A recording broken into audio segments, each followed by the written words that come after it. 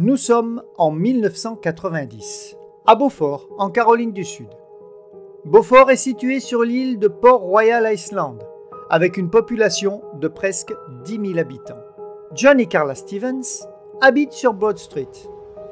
John Stevens est un homme de 30 ans, de taille moyenne, brun avec un physique assez commun en somme.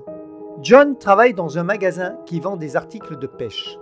Il décharge les camions de livraison, il range l'entrepôt, il réassortit les rayons, il fait en sorte que le magasin soit bien rangé et que les présentoirs soient en ordre.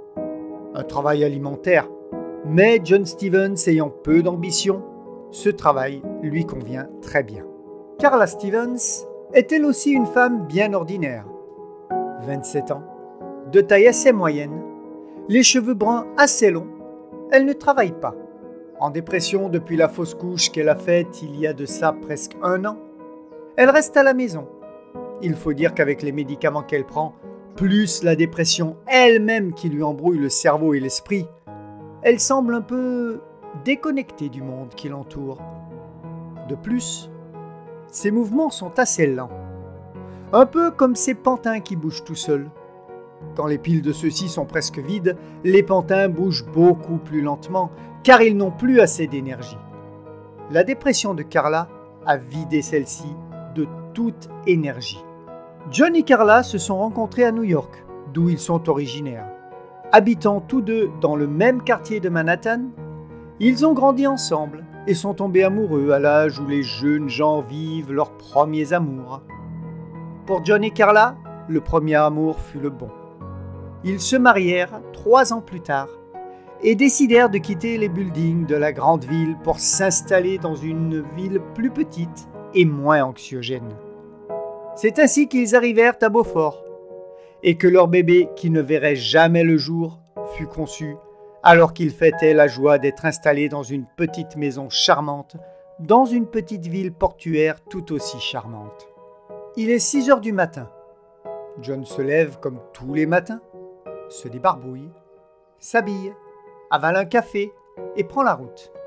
Il sort de Broad Street, tourne sur Southside Boulevard et suit Ribaud Road jusqu'à Pine Island Gateway pour arriver à White Pond Boulevard, là où se trouve le magasin Fisherman Paradise.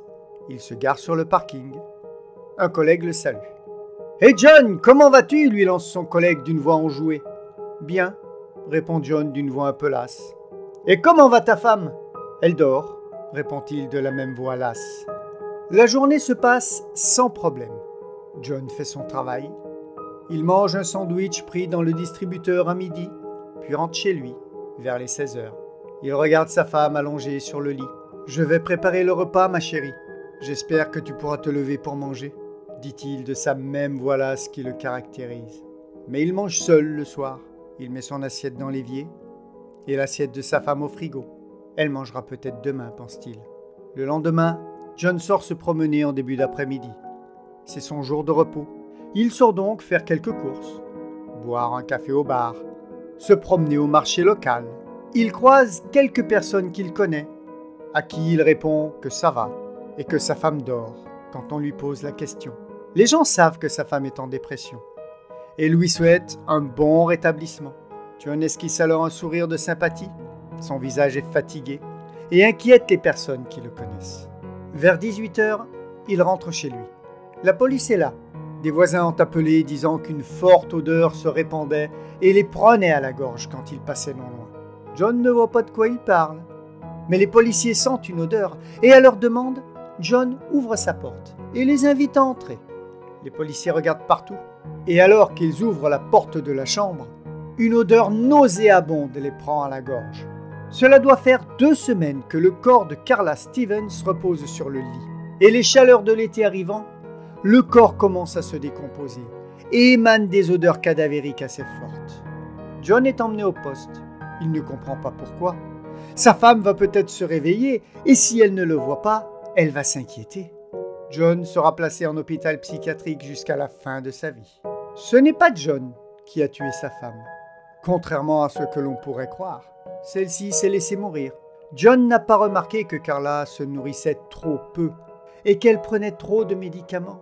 Le bébé était une telle joie pour le couple que John s'est renfermé sur lui-même quand Carla a fait sa fausse couche. Vivant dans le déni total, façonnant sa propre vision des choses et sombrant dans une douce folie, se convainquant que sa femme était en train de dormir. Cette histoire que j'ai bien entendu romancée, cette histoire dont j'ai inventé un univers devrait pourtant vous rappeler quelque chose. Si l'on prend juste Carla, qui dort indéfiniment, cela ne vous rappelle rien? Et si je vous dis « My Lady d'Arbanville, why do you sleep so still? I wake you tomorrow, and you will be my fill, yes, you will be my fill. » J'espère que cette histoire, qui parle de la chanson de Cat Stevens, My Lady d'Arbanville, vous aura plu. Si c'est le cas, n'hésitez pas à me laisser un petit pouce en l'air, un petit commentaire, et bien sûr, à vous abonner. Quant à moi, il ne me reste plus qu'à vous dire au revoir, et à bientôt dans la tanière du loup-garou.